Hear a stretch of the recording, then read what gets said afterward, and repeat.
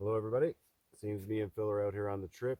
We figured we'd take a little second to just show you some of the gear we brought with us. Things that we use every day and pretty much every trip. So we'll get right into it. Well, all right, guys. I guess we'll get right into it. First, we'll start off with food because out here, food is probably the most important. So what I have here is a titanium pot from Self-Reliance Outfitters, Dave Canterbury. And it's just a titanium bale pot, just a normal bale pot, and it has the butterfly handles. Usually mostly use this just for boiling water. That's why it has some oatmeal cookies. Thank you, Crystal. And all the coffee and hot chocolate and stuff like that. So that's basically my hot water kettle type deal. Then we get into the heavy cooking item. This is a 1.5 liter Seagull stainless steel container. It has the locking lid, like everything inside. And that's because I cook in this one. That's why I keep my oatmeal, my breakfast items like my Cliff Bars and stuff like that. But this is also the pot I'll use to, like last night when I made my noodles and stuff by the fire. This is 100% a fire pot, and I can use the titanium one mostly around on my little stove, which I'll show you right now. So inside this pouch, which this pots go inside this pouch, but inside here I have another little part of my cook kit. I have a spare fuel in here, windbreaker. There's my reusable utensils, and my little Brunton stove. This little Brunton stove I've had for 10 years.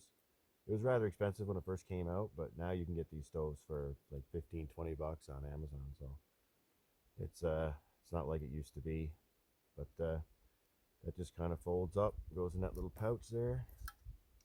Also in here, I have an attachment for the stove. So if it's windy, I can actually attach the stove to this instead of to the pot. Find that I don't really use it very often, only when it's really cold, because in the winter, if you try to stick that in the snow, the gas will get cold and the stove won't function well. So then I'll usually use the legs, and I'll put this like in a toque or something to keep the can a little bit warmer, just to make it work better in the winter. On top of that, it's mainly just my Contigo cup for my coffees in the morning, just some basic stuff, basic drinking. Keeps everything warm. In the rest of this pouch here, we're mostly just going to have basic stuff that you need for on camp. So fire starter, some mouthwash, toothbrush, just the basic stuff like to add on to the cook kit. I also have a little plastic bowl just for sometimes so I don't have to dirt up my pot with oatmeal in the morning. I can just pour it in that and eat it out of that right away. And I have another big container of fuel for the stove. So the stove we brought with us this trip, and we haven't used it yet. We've done everything on the fire. So I'm not really sure if the stove will come every trip from now on. So now we'll move into tools, because when you're out here camping, tools are some of the most important stuff. So this is primarily what we use for doing all of our firewood around camp for the most part. This is a Silky Katana Boy 650. I got it on CanadianPreparedness.com. That's run by Canadian Prepper on YouTube. Shout out to him if he happens in some fluke to find this video ever. But yeah, it's really good. It's not a chainsaw. But as you can see by our camp, as you've been watching the videos, it actually does a pretty good job of getting the firewood that you might need. You know, especially if you got two fellas to do it. So it's a pull saw. It works rather well. Seems to work, and it's quiet, right? So we don't have a big chainsaw running when it's just me and Phil for a couple of nights. It's pretty quiet. And around camp, so the Silky's good for cutting the bigger stuff and cutting down the trees and stuff. And then I just have a basic, simple folding buck saw that sometimes wants to be a bit of a pain in the butt to come out there. It just folds.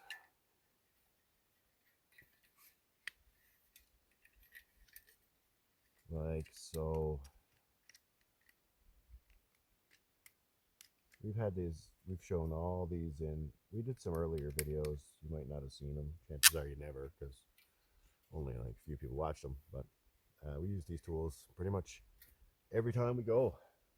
And then on top of that, just for limbing the trees and stuff, a small cheapy hatchet. I've had this hatchet for over 10 years, and I think it was $12. So can't go wrong when gear lasts that long. Now for everyday stuff, my belt kit that I usually wear. Now this is hunting season. We've got some bird licenses and stuff, so I have the Mora Bushcraft Black, pretty standard. Good Mora knife, Scandi grind, works well. In my utility pouch here, I just got a Leatherman Wave multi-tool. Out here, it's kind of the next best thing. Those two tools together right there are pretty good out here. You're pretty covered for a lot of stuff. And then because we are doing some scouting and stuff, I got an assortment of 12 gauge shells here for the old gun. I also have a little kit in another pouch here that I put together. So this is another very similar pouch, so you can wear them together, or usually this one just stays around camp, but it has a 410 adapter, so I can shoot 410 at a 12 gauge. It has some flares, some like single lot slug there, some double lock buck, just a different mixture of stuff that you probably wouldn't use for hunting, but still nice to have at camp. The 410 is nice if you walk up really close and you see a grouse that's like, 15 feet away. The 410 is a nice thing to have. After that, it's my extra clothes and my food bag. So for food and clothes, I just go dry bags for everything. So in the clothes bag, there's heavier gloves, a toque, an extra shirt, and an extra pair of fleece pants. Just keep it in a dry bag, and it usually stays pretty good. Same with all the food. Keep it in a dry bag, easy to hang in a tree, easy to get done. It's just like my rice, and we even got stuffed squid in there right now, believe it or not. Thanks to beautiful wife. And then my main carry pack for the day. In here is first aid kit. There's a basic Garmin GPS in here. Just a basic Garmin GPS firmware on the bike. There's a first aid kit in here. Fire starting kit. Basically everything that you want to have on you when you're on the bike. And I just put whatever drink I'm happen to be drinking in there. So it's mineral water for today. Other than that, guys, that's pretty much everything. I guess I could show you the old shotgun. So this is what straps to the bike. She ain't pretty, but she works, I guarantee you. So yeah, just carry a couple extra shells on the side of her just for the safety Nazis. She's not loaded. Hockey tape because it gets beat up on the bike anyway. So, but I think I got this gun at a gun show for like $60, and it just goes with the bike. So other than that, guys, hope you enjoyed the video. Take care.